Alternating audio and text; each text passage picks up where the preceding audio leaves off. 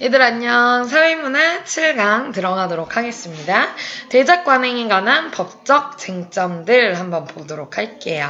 여러분들 시험 범위가 나왔더라고요. 그죠? 문법도 포함이 되는데 다행히 문법은 의문까지라서 불행 중 다행이라고 생각해. 항상 긍정적으로 생각하자. 그래서 일단은 우리가 산문 들어가는 거랑 희곡 같은 경우 희곡과 수필까지는 선생님이 동영상으로 매일 화, 수, 목, 금 독서와 같이 2강씩 보내도록 할게요. 물론 수업적인 부분에서 처리할 수 있으면 선생님이 처리할 테니까 너무 걱정하지 마시고 그건 그거대로 진행을 하면 6월이 되기 전까지는 산문 부분도 다 마무리는 할 수 있을 것 같아요. 독서랑. 그리고 우리가 문법 같은 경우는 수업 중에 다룰 수 있도록 그렇게 하도록 하겠습니다. 그래서 파이팅 합시다. 자, 일단 사회문화 7강 대작 관행에 관한 법적 쟁점들인데요. 대작이라는 거는 한마디로 우리 대필이라는 말 들어보셨죠? 다른 사람이 대신 작품을 만들어주는 걸 대작이라고 해요. 다른 사람이 대신 만든 작품을 대작이라고 합니다. 그래서 이러한 대작 관행에 있어서 어떤 이러한 관습 이런 거에 있어서 법적 쟁점들 우리가 법적으로 제재를 받을 수 있는 그 쟁점들에 대해서 이야기를 해본대요. 자, 일단 170페이지 들어가기 전 박스를 봐주시면은 이 글은 문화예술계나 출판계 등에 존재하는 대작 관행과 관련하여 몇 가지 법적 쟁점들을 검토하고 있다라고 이야기를 하고 있어요. 대작은 특별한 경우를 제외하고는 저작권법의 창작자 원칙에 위배가 되며 허위 표시 저작자가 일단 저작자로 추정될 수 있다고 하더라도 법적인 절차를 거쳐 번복, 그걸 뒤엎을 수 있다는 겁니다. 또 대작은 현재 우리나라법 제도하에서 1심 전속권에 해당하는 성명표시권의 위배가 되고 끝으로 대작은 형법상 업무방해죄나 저작권법상의 저작자 사칭 공표죄로 처벌받을 수 있다는 관점도 존재해요. 한마디로 여기 두 번째 줄부터 요 7번째 줄까지는 대작 관행과 관련된 이러한 법적인 쟁점들을 크게는 3가지로 해서 보게 될 겁니다. 그쵸? 이처럼 대작 관행은 다양한 법적 쟁점들을 내포하고 있기 때문에 우리가 사회적인 논의가 끊임없이 필요하다라고 얘기를 하고 있어요. 그렇게 가볍게 그 대작 관행에 대해서 받아들이는 게 그렇게 가벼운 문제만은 아니라는 거예요. 왜냐면 법적인 쟁점을 걸고 넘어질 게 분명히 있다라는 거죠. 자, 1문단부터 볼게요. 저작권법은 소설, 그림, 음악 등과 같은 저작물을 창작한 저작자의 권리를 보호하는 법이다. 그런데 저작물의 실제 창작자와 외부의 저작자로 알려진 자가 서로 일치하지 않는 경우에 당연히 법적인 문제가 일어날 수밖에 없겠죠. 그죠? 그래서 언론을 통해 보도되는 내용을 볼 때 우리 사회 여러 분야에서 이런 법적 문제와 무관하지 않을 수 있는 그러한 예들이 있을 수 있대요. 그게 바로 여기 나와 있는 예들입니다. 예를 들어 유명화가가 그렸다라고 알려졌던 그림이 사실은 무명화가의 손을 빌린 거다. 아니면 크게 인기를 끈 가요의 실제 작곡가가 따로 있었다든지 아니면 정치인이나 기업가의 자서전을 다른 대필 작가가 있었다든지 이런 것들은 결국 우리 사회의 여러 분야에서 나타날 수 있는 대작 관행의 예인 거고 결국 이거는 법적 문제와도 관련이 있을 거라는 이야기입니다.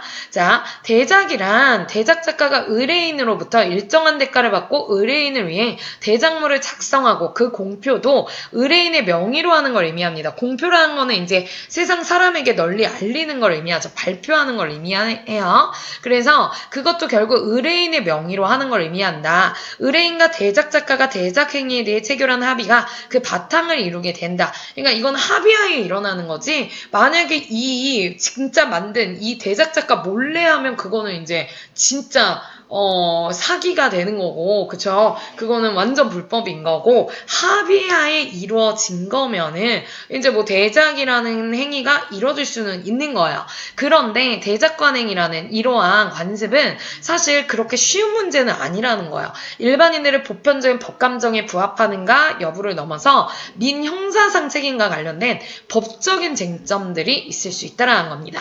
그래서 여기까지 지금 요거 예 보았고요. 1문단의 내용은 저작권법과 대작의 개념 및 대작 관행에 대한 얘기였습니다. 자, 2문단 가볼게요. 대작을 둘러싼 첫 번째 법적 쟁점. 지금 1문단에서 민형사상책임과 관련된 몇 가지 법적인 쟁점들이 있다라고 했기 때문에 그럼 이 뒷부분부터는 총 3가지의 쟁점을 볼 거예요. 대작을 둘러싼 첫 번째 법적 쟁점으로는 첫 번째, 저작권법상의 창작자 원칙을 들 수 있다. 저작권법은 저작자는 저작물을 창작한 자를 말하는데 이러한 창작자가 우선시 돼야 된다라는 거예요. 그래서 창작자 원칙을 천명, 이제 천명이라는 게 진리나 사실, 입장 따위를 밝히는 걸 의미합니다. 이걸 이제 저작권법에서 이제 주장하고 있다는 거야. 창작자 원칙을 밝히고 있는데 이는 해당 저작물의 내용인 창작적 표현에 실질적으로 기여한 창작자, 즉 이 사람만이 저작자의 지위를 원시적으로 갖는다라는 의미래요. 따라서 대작의 경우에 의뢰인은 저작자의 지위를 얻을 수가 없습니다. 어떤 경우에 그냥 단순히 창작을 보조하거나 그냥 아이디어 정도, 창작에 필요한 자본, 돈 정도, 시설 정도 제공하는 행위에서는 의뢰인은 절대 저작자의 지위를 얻을 수가 없죠. 반면에 얻는 경우도 있습니다. 어떤 경우? 요입니다. 작품에 대하여 의뢰인이 매우 구체적이고 직접적으로 관여해서 오히려 대작 작가가 기계적인 대작 업무만 수행한 경우는 의뢰인이 저작자로서의 지위를 가질 수도 있대요. 그래서 이 의뢰인이 저작자로서의 지위를 가질 수 있는 요 예들 알고 계시면 좋겠죠. 이를 아이디어 표현 이분 원칙이라고 합니다. 그쵸?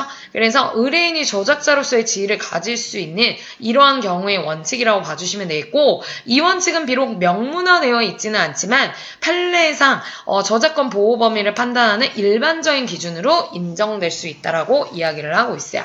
자, 그래서 여기까지 창작자 원칙과 아이디어 표현 이분 원칙에 대한 얘기를 해주고 있습니다. 자, 3문단 가볼게요.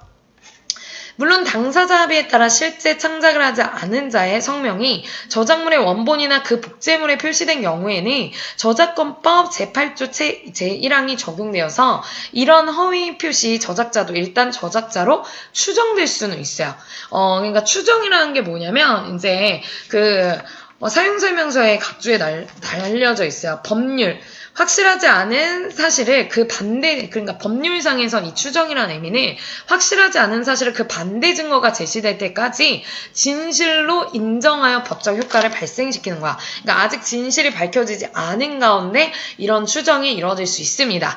그래서 일단 저작자로서 이 허위 표시 저작자도 저작자로 추정이 될 수 있다는 거야.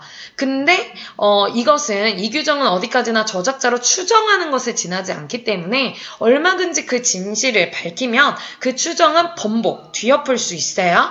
자, 대작을 하여 타인 즉 허위 표시 저작자의 명의로 발표하는 것을 승낙한 창작자라 하더라도 중간에 신뢰관계가 깨지거나 아니면 시간이 경과하면서 이 신경의 변화가 있을 수 있잖아요. 이때 자기가 진정한 저작자라는 주장을 할 시에는 손으로 직접 쓴 원고나 저작물의 작성에 관한 메모, 이러한 입증할 자료, 구체적인 자료를 제시함으로써 자신의 주장을 입증할 수 있다. 여기서의 자신의 주장은 뭐예요?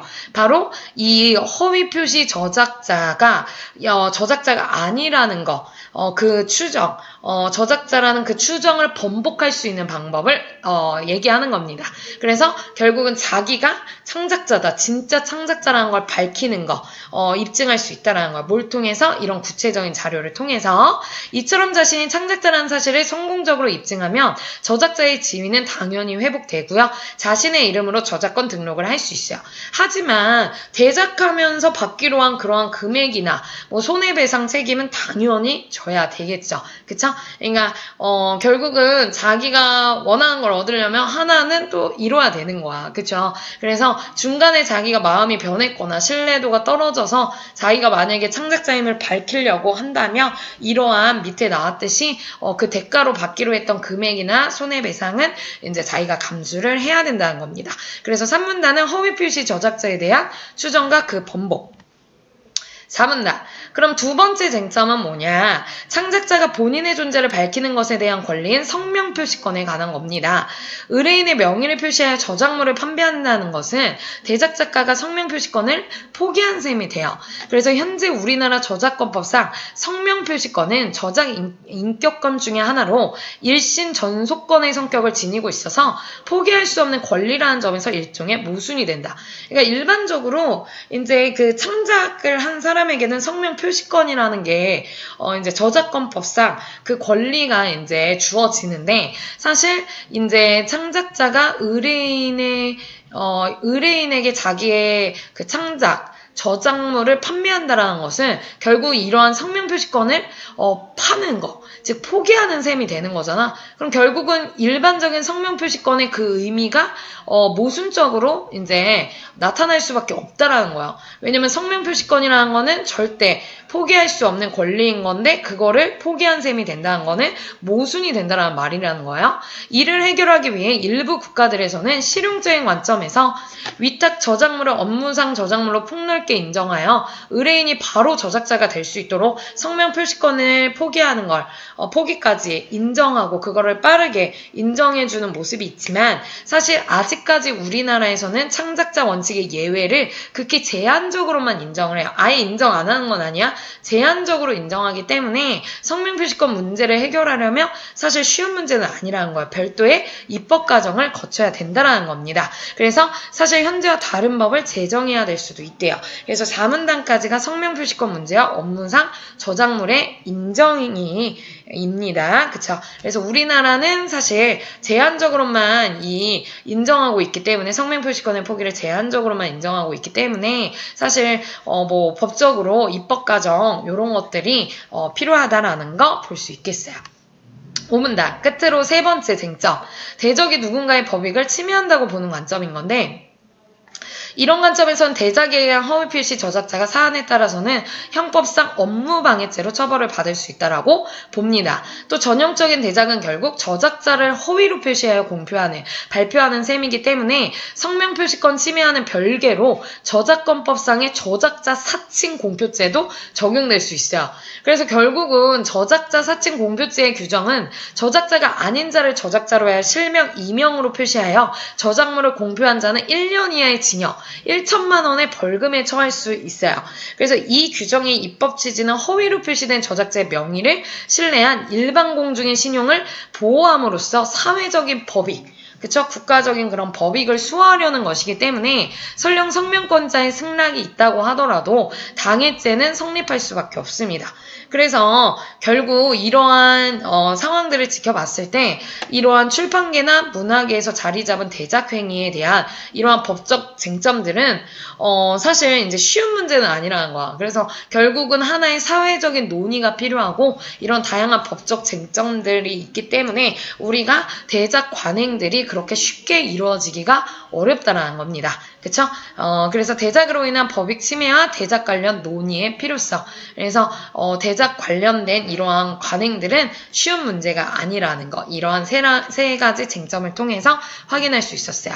그래서 주제는 대작의 법적 책임 여부에 관련되는 주요 쟁점들이다. 이렇게 봐주시면 되겠어요. 자, 이걸 정리해보면 요와 같습니다. 대작이라는 건 대작 작가가 의뢰인으로부터 일정한 대가를 받고 의뢰인을 위해 저작물을 작성, 공표, 발표도 의뢰인의 명의로 하는 건데, 이건 법적인 쟁점을 안고 있다. 이 세 가지. 저작권법상의 창작자 원칙에 위배되고, 두 번째 성명 표시권, 세 번째는 법익 침해. 그래서 보시다시피 창작자의 원칙으로 의거했을 때도 사실 허위 표시 저작자도 저작자로 추정을 가능하나, 추정이라는 건 말 그대로 진실을 밝혀지기 전까지 법적인 효력을 갖는 거기 때문에 진실을 밝혀지면 번복이 될 가능성이 당연히 있겠죠. 그리고 성명표시권 자체도 결국 대작은 성명표시권은 일신 전속권의 성격을 지니기 때문에 모순이 발생할 수밖에 없다. 그래서 우리나라에서는 이제 굉장히 그 원칙이 예외적으로 극히 제한적으로만 인정되기 때문에 별도의 입법 과정, 지금이랑은 뭔가 다른 법의 제정이 필요하다라는 거. 그리고 마지막으로 법익 침해, 요거에 이제 연관된 이러한 법적인 제재가 가해질 수 있다라는 거죠. 그래서 사회적 사회적인 법익을 수호하기 위해서더라도 사실 이 법적으로서 이제 제재가 많이 가해질 거다라는 얘기로서 이 세 가지 쟁점을 이야기해주고 있습니다. 그래서 마지막 대작행위는 한마디로 이러한 다양한 법적 쟁점을 내포하고 있기 때문에 그렇게 쉽게 이루어질 수 있는 일이 아니다. 그래서 사회적인 논의가 필요하다 하면서 마무리되고 있습니다. 자, 우리 두 번째 8강으로 넘어가도록 할게요.